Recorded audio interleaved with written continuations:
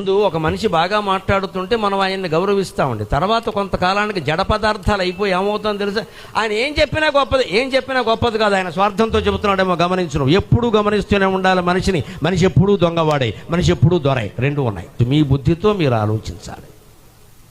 ఆయన చెప్పాడు కాబట్టి రైట్ అనొద్దండి. ఇందువల్ల రైట్ అని చెప్పండి. మీరు తర్కం ఏమిటో చెప్పండి, అందులో హేతువు చెప్పండి. అప్పుడు అది సరైనది అవుతుంది. నేను చెప్పబట్టి సరైనదవుదు, నేను చెప్పబట్టి తక్కువ కాదు. అక్కడ యుక్తియుక్తంగా ఉందా లేదా. ఇప్పుడు 9 అంకెకి కారణం చెప్పాం, పూర్ణత్వానికి కారణం చెప్పాం, 18కి కారణం చెప్పాం, అందువల్ల అది సరైనది. గరికపాటి వారు చెప్పబట్టి సరైనది కాదు. అక్కడ అది సరిగ్గా ఉంది కదా, అందుకనే సరైనది. అది నువ్వు కూడా చెప్పచ్చు, అభ్యంతరం ఏం లేదు. ఇలా ఆలోచిస్తే మనం హిందూ ధర్మాన్ని సరిగ్గా అనుసరించిన వాళ్ళం అవుతుంది. కింద పడతాం. మనం మంచిగా ఉన్నా కూడా ఎవడో వాడికి మంచితనం లేదు, మనం ఏం చేస్తాం? ఇక్కడ వాడు కోచింగ్ ఇచ్చి మంచి వాడికి చేస్తాం, వీటి మన వల్ల కాదు ఇది.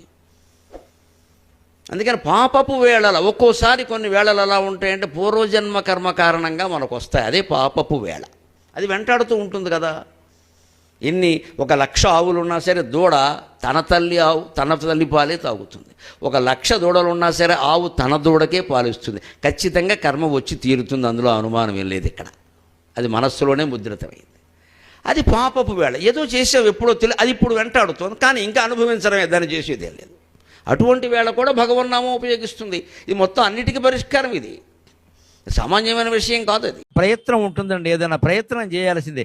కానీ ఎంత చేసినా కావడం లేదంటే ఆ విషయం వదిలేయాలి. ఇంకా దాన్నే పట్టుకుని వేళ్లాడకూడదు.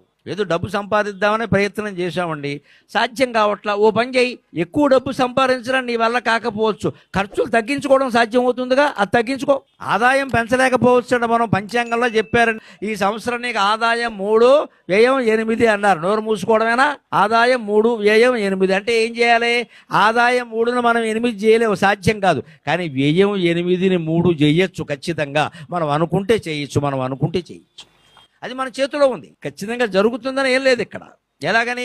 ఫంక్షన్లు మానాయి, పెళ్ళిళ్ళకి వెళ్ళడం మానాయి. ఒకవేళ వెళ్ళినా సరే చేతులు కాళ్ళు ఊపుకుంటూ వెళ్ళు, ఏం పట్టుకెళ్ళకు. ఇప్పుడు అలా కాదు కదా, వచ్చిన వాళ్ళు గిఫ్ట్లు తెస్తారు. ఇంకా విచిత్రమైన సంస్కృతి వచ్చింది ఈ మధ్యన.